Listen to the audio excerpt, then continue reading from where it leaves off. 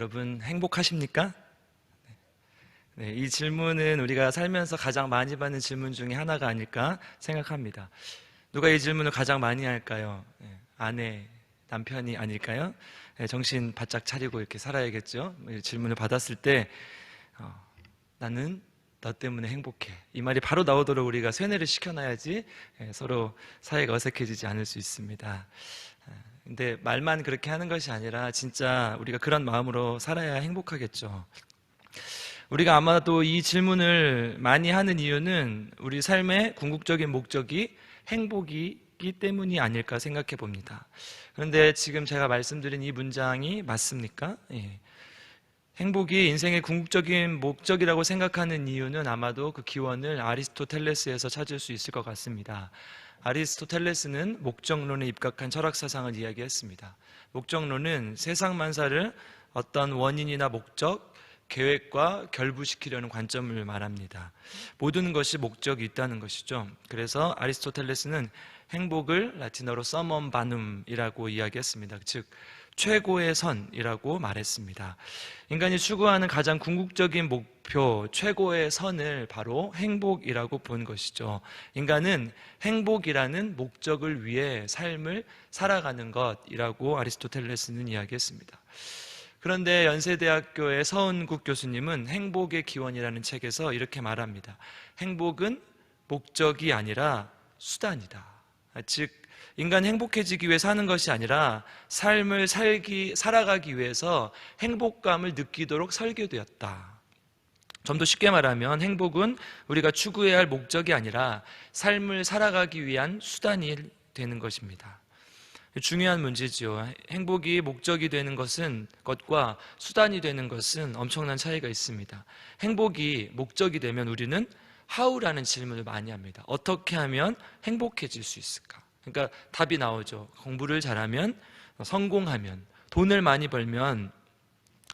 현대 사회의 많은 문제들이 행복을 목적으로 삼았기 때문에 생겨난 문제들이 아닐까 생각해 봅니다. 근데 행복을 수단으로 보면 이야기가 달라지죠.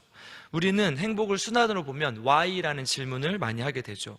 왜 우리가 행복해져야 하는가? 왜 우리가 삶을 살아가는가?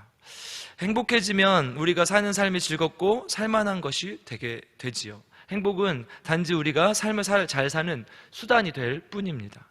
그런데 행복이 목적이 되는 순간 우리는 그것을 이루기 위해서 온갖 방법을 다 동원하게 됩니다. 성취를 하면 행복해질까요? 더 많이 가지면 행복해질까요? 다른 사람보다 우위에 있으면 우리가 행복해질까요? 어떻게 하면 행복해질 수 있을까를 고민하게 되는 것이죠. 인류는 그동안 행복을 목적으로 여겨왔습니다. 결국 수단일 수밖에 없는 행복을 이루는 돈, 행복을 이루기에 수단일 수밖에 없는 돈이 목적이 돼버리는 경우가 많이 있습니다. 그래서 우리는 그것에 가까이 가면 갈수록, 어쩌면 그거에 가까이 가는 노력을 하면 할수록 불행해졌는지도 모릅니다. 성경은 우리에게 이러한 인생의 본연적인 질문, 어려운 질문들에 대해서 답을 줍니다. 오늘 본문에도 보니까 시몬이라는 사람이 등장하는데, 이 사람은 성령의 권능이 자신에게 모든 것을 가져다 줄 수 있을 것이라고 믿었던 것 같습니다. 그래서 돈을 주고 그 성령의 능력을 사려고 했죠. 오늘 함께 본문을 통해서 하나님께서 우리에게 어떻게 말씀하시는지 함께 생각해 보도록 하겠습니다. 우리는 지난주에 시몬이라는 사람에 대해서 살펴보았습니다. 그는 권능의 마술을 행하는 굉장히 영향력이 있던 사람이었던 것으로 보입니다. 그런데 빌립이 사마리아 성에 와서 하는 것을 보니까 자기가 하는 것과는 차원이 다르다는 것을 알게 됩니다. 더러운 귀신 들렸던 사람이 낫고, 중풍병자가 낫고, 못 걷는 사람이 일어나고, 전에 자기를 따르고 추앙했던 많은 사람들이 자기에게서 돌아서는 것을 보게 되죠. 그리고 그도 세례를 받습니다. 그리고 나서 전심으로 빌립을 따라다녔다고 성경은 기록하고 있습니다. 사실 우리가 예수님을 따르는 궁극적인 목적이 무엇입니까? 이 질문은 곧 복음이 우리에게 무엇을 말하고 있느냐라는 질문이랑 같습니다. 마가복음 1장 15절에 우리에게 성경은 이렇게 말하죠. 이르시되 때가 찼고 하나님의 나라가 가까이 왔으니 회개하고 복음을 믿으라 하시니라. 복음의 핵심은 하나님의 나라입니다. 예수님께서 이 땅에 전하셨던 복음 핵심은 바로 하나님의 나라입니다. 단지 내가 예수를 믿고 구원받았다는 개인적인 차원에서 끝나는 것이 아니라 이 땅에 궁극적으로 하나님이 통치하시는 하나님의 나라를 이루려 했던 것입니다. 그것은 태초에 하나님께서 창조하셨던 아름다운 창조 세계의 모습이며 예수님께서 다시 오실 때 가져오실 새 하늘과 새 땅을 의미하는 것이죠. 빌립이 전했던 복음도 같은 복음입니다. 오늘 본문 앞절에 8장 12절에 이렇게 기록하죠. 빌립이 하나님의 나라와 및 예수 그리스도의 이름에 관하여 전도함을 그들이 믿고 남녀가 다 세례를 받으니, 진짜 예수님이 이 땅에 전한 복음, 그리고 빌립이 전한 복음은 하나님의 나라라는 것이죠. 성령을 받은 그리스도인의 궁극적인 목적은 하나님의 나라입니다. 하나님께서 만드셨던 인간 본연의 창조의 모습, 하나님께서 만드셨던 이 땅의 완전한 모습, 하나님의 통치가 이루어지는 온전한 하나님의 나라, 이것이 복음의 본질이죠. 그리고 우리가 추구해야 될 것이죠. 그런데 같은 복음을 받아들이고 세례를 받았지만 사마리아 사람들이 받은 것은 뭔가 달라 보입니다. 15절 16절을 우리 함께 읽어보겠습니다. 시작. 그들이 내려가서 그들을 위하여 성령 받기를 기도하니 이는 아직 한 사람에게도 성령 내리신 일이 없고 오직 주 예수의 이름으로 세례만 받을 뿐이더라. 아멘. 베드로와 요한이 내려가서 사마리아 사람들을 위하여 성령 받기를 기도했습니다.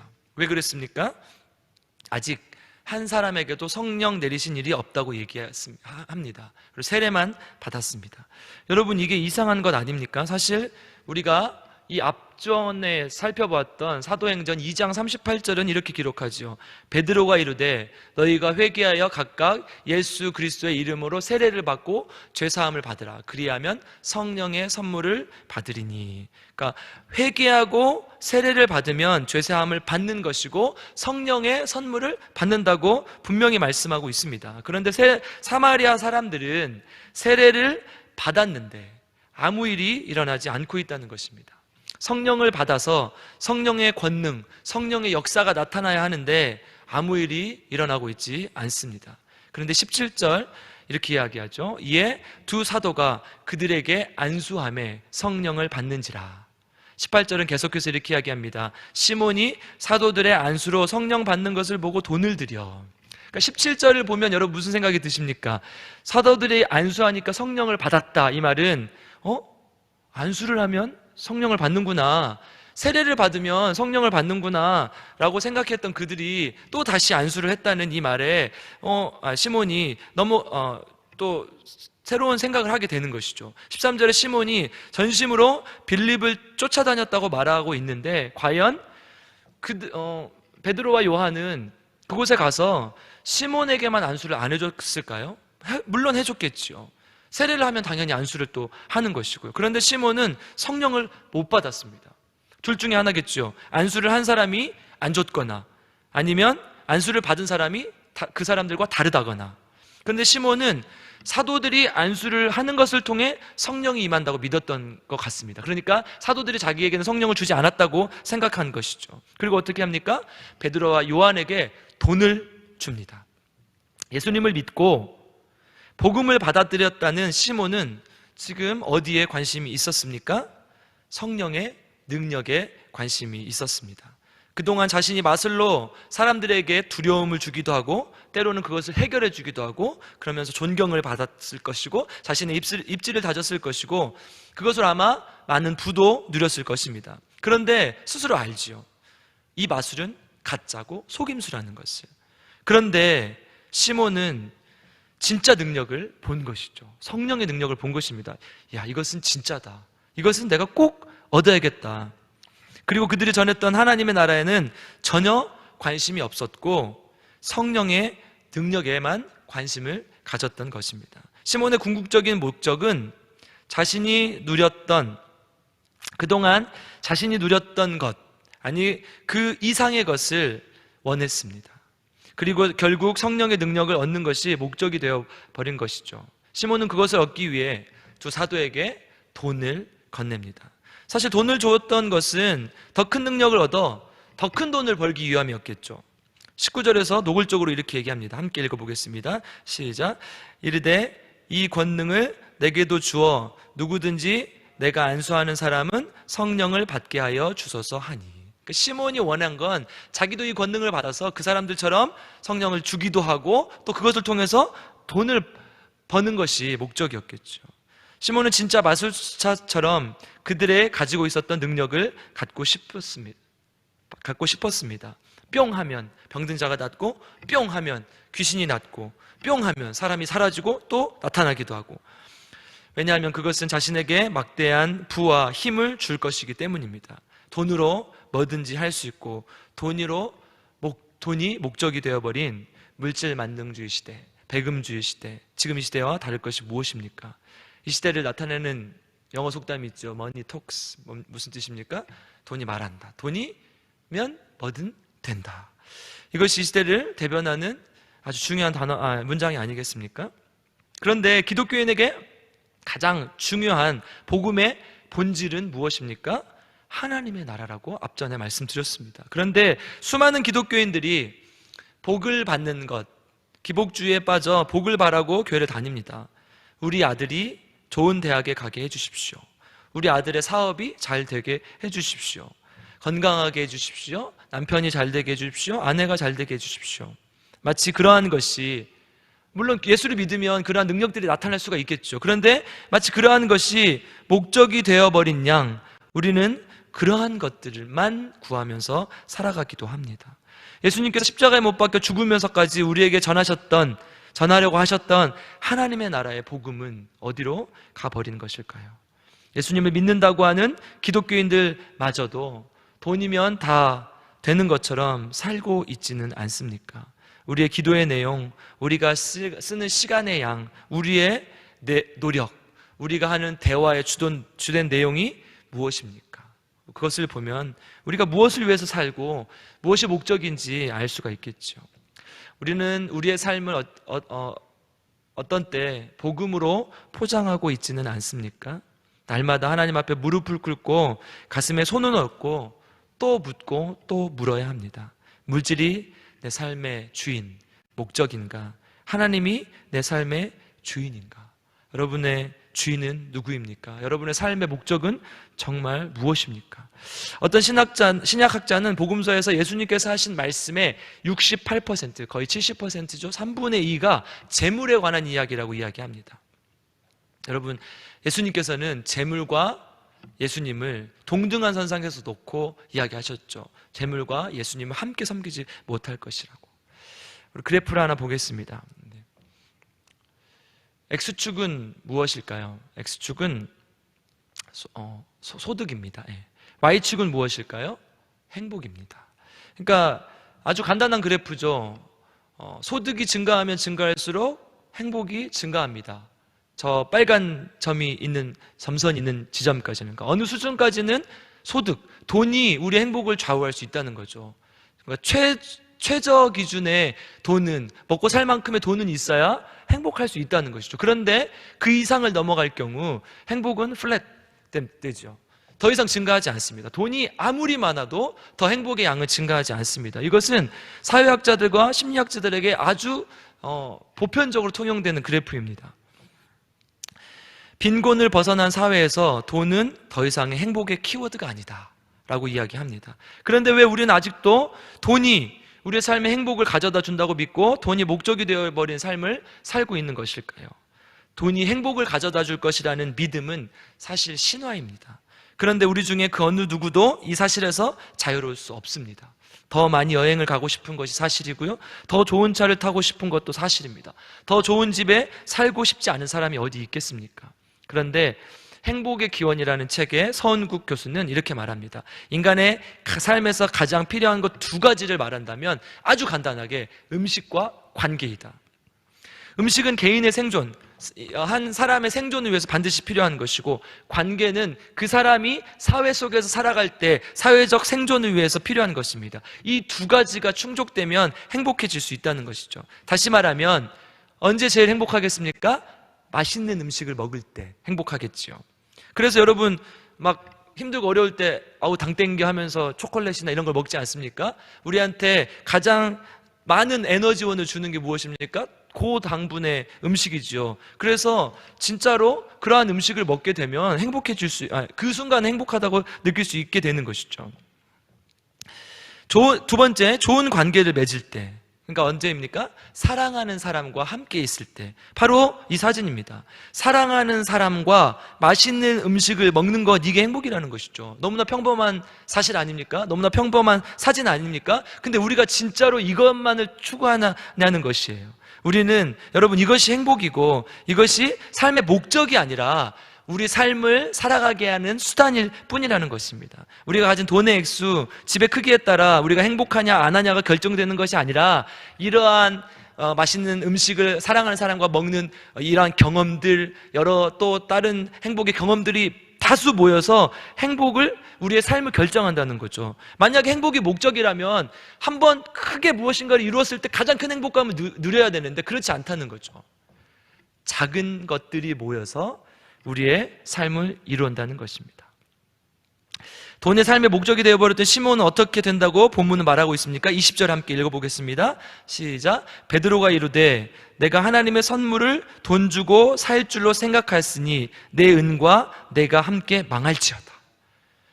아멘. 아멘이십니까? 여러분, 정말 무서운 말 아닙니까? 네 돈과 네가 망할 것이다. 돈이 하나님의 선물인 줄로 생각했던 시몬에게 하나님이 이렇게 경고하는 것이죠. 돈과 함께 네가 망할 것이다. 돈이 목적이 된 자는 결국 돈과 함께 망할 것이라고 경고하고 있습니다. 고린도전서 6장 10절 이렇게 말씀하고 있습니다. 도적이나 탐욕을 부리는 자나 술 취하는 자나 모욕하는 자나 속여 빼앗는 자들은 하나님의 나라를 유업으로 받지 못하리라. 그러니까 돈에 목적이 있는 자, 돈에 욕심을 내는 자는 하나님의 나라를 받지 못할 것이라고 이야기하고 있는 것이죠. 기독교인의 삶의 목적은 무엇입니까? 데살로니가 후서 1장 5절 함께 읽어보겠습니다. 시작. 이는 하나님의 공의로운 심판의 표요 너희로 하여금 하나님의 나라에 합당한 자로 여김을 받게 하려 함이니 그 나라를 위하여 너희가 또한 고난을 받으리라. 아멘. 우리가 그리스도를 믿고 고난을 당하는 것도 결국은 하나님의 나라를 위한 것이고 심판을 받고 궁극적으로 하나님 나라에 합당한 자가 된다는 것입니다. 여러분, 우리 삶을 되돌아봤으면 좋겠습니다. 나는 좀 더 편하게 살기 위해, 좀 더 나은 삶을 살기 위해 일을 하고 있습니까? 돈을 벌고 있습니까? 아니면 내가 가는 발걸음을 통해서, 내가 하는 일을 통해서 하나님의 나라가 확장되기를 소망하며 살고 있습니까? 다시 질문해 보겠습니다. 지금 우리의 가정은 하나님의 나라입니까? 지금 내가 속한 공동체는 하나님의 나라입니까? 지금 내가 속해 있는 우리 광주제일교회는 하나님의 나라입니까? 여러분, 우리의 삶의 목적이 무엇입니까? 우리에게 진지하게 고민해 봐야 될, 진지하게 질문해 봐야 할 문제입니다. 그렇다면 시몬은 왜 성령을 받지 못했을까요? 우리 21절을 함께 읽어보겠습니다. 하나님 앞에서 내 마음이 바르지 못하니 이 도에는 내가 관계도 없고 분깃될 것도 없느니라. 아멘. 그래서 중요한 단어가 무엇입니까, 여러분? 마음이라는 단어입니다. 그의 마음은 어땠습니까? 그의 마음이 하나님 앞에서 바르지 못하다고 했습니다. 그러니까 하나님이 너는 나랑 관계도 없고 분깃으로 받을 것도 없다라고 이야기하는 것이죠. 23절에는 내가 보니 너는 악독이 가득하며 불의에 매인 바 되었도다 이렇게 얘기합니다. 그러니까 그의 마음속에, 시몬의 마음속에는 악독이 가득했습니다. 불의에 매인 바 되었습니다. 왜 그렇습니까? 그의 관심은 성령의 능력, 그의 관심은 그것을 통한 자기의 이익의 성취, 이익을 얻는 것에 관심이 있었기 때문입니다. 이것을 성경은 악독이다, 악함이다 라고 이야기하고 있는 것입니다.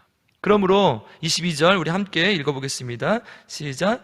그러므로 너의 이 악함을 회개하고 주께 기도하라. 혹 마음에 품은 것을 사하여 주시리라. 아멘. 그러니까 이게 사실은 너무 간단한 진리지만, 간단한 사실 같지만 진리라는 것입니다. 그러므로 이 악함을 회개하고 하나님 앞에서 마음에 품은 것을 회개해라. 이 악함을 회개해라. 이보다 더 명료한 진리가 있습니까? 이보다 더 간단한 진리가 있습니까? 마음으로 회개하라는 것입니다.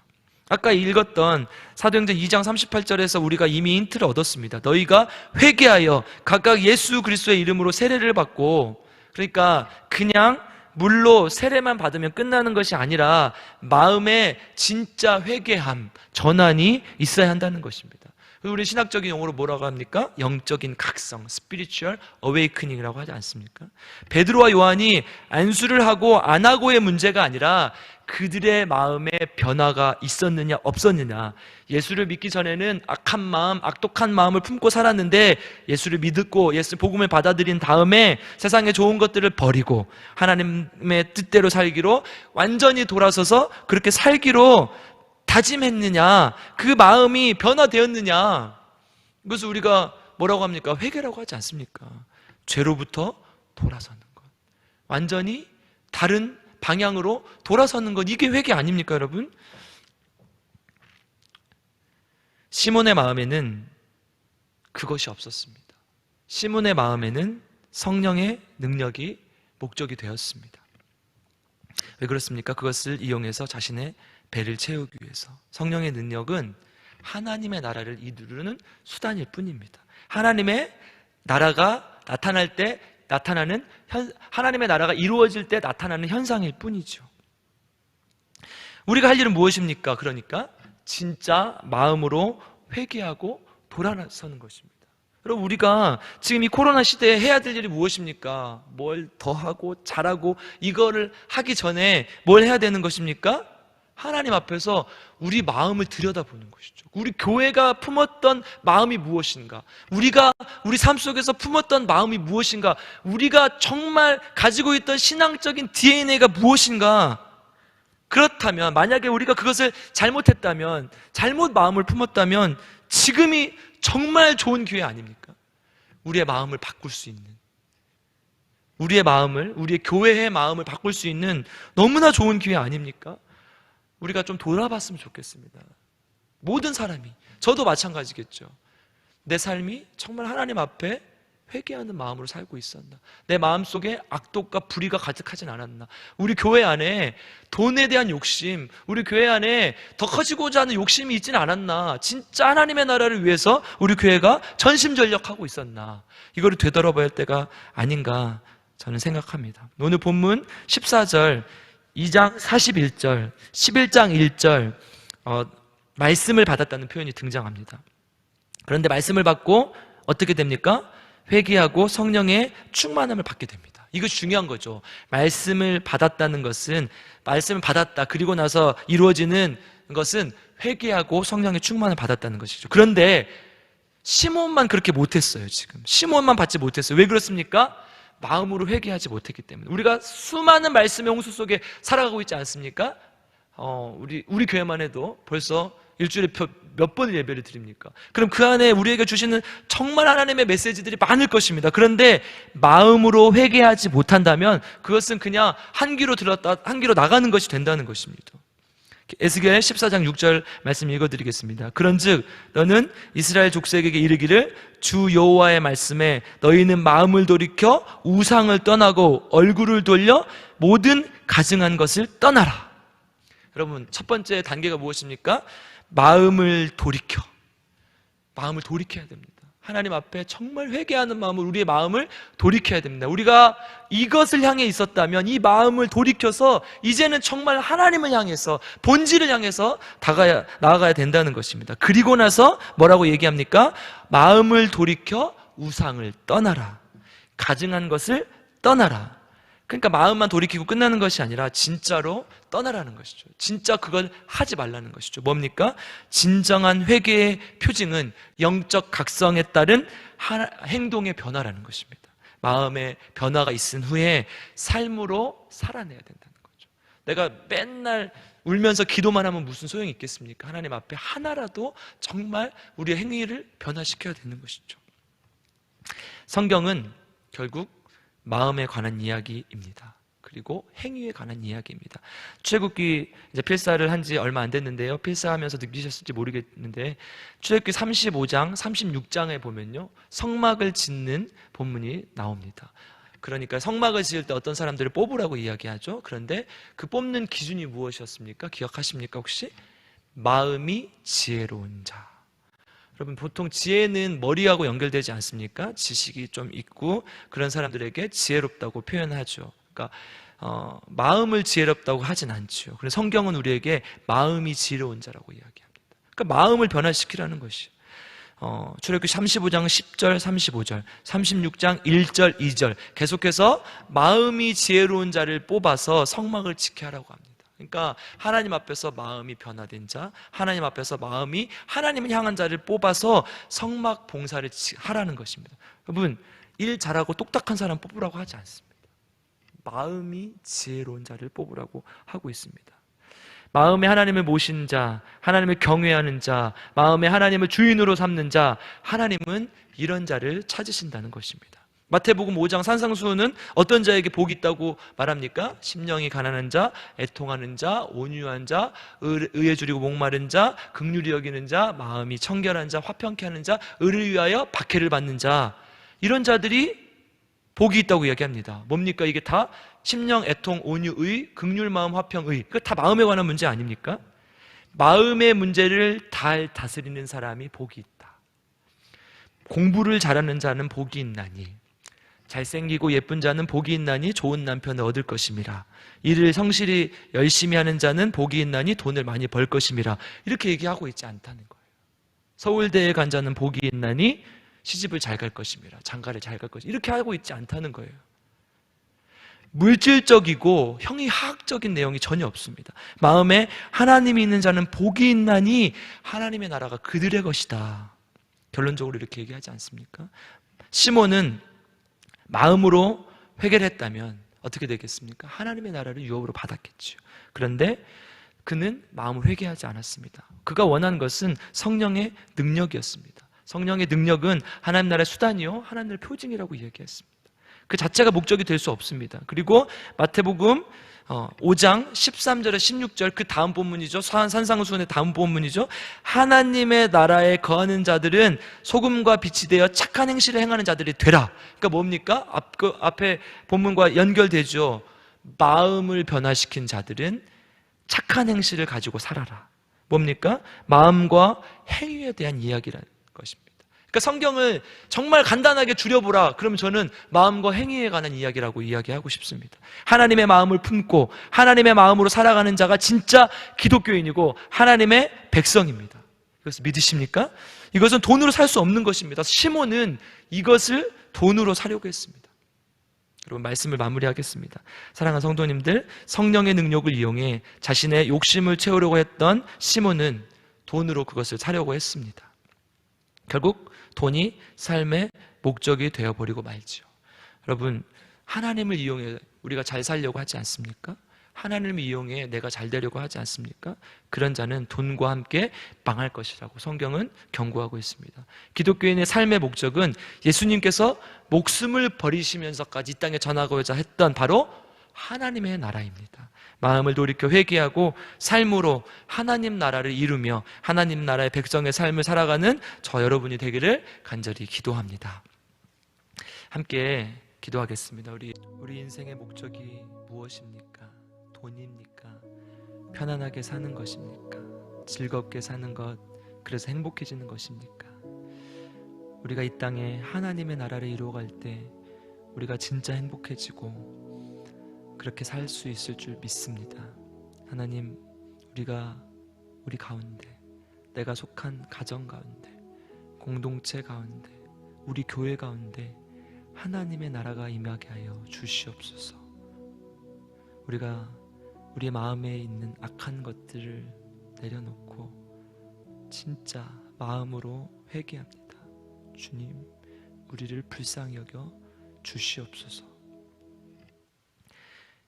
이제는 십자가에 못 박혀 죽으심으로 우리를 모든 죄에서 구원하시고 우리에게 하나님의 나라를 허락하시는 예수 그리스도의 무한하신 은혜와 이 땅에 하나님 나라를 위해 자기 아들을 십자가에 내어주기까지 하신 하나님 아버지의 끝없는 사랑과 우리 모든 일상이 하나님 나라가 되도록 인도하시고 보호하시는 성령의 능력이 오늘 말씀을 듣고 마음을 돌이켜 회개하고 하나님 나라의 백성으로 살기로 작정하는 모든 성도들과 광주제일교회와 또한 코로나 때문에 고통당하는 세계의 열방 가운데 함께 하시기를 간절히 축원하옵나이다.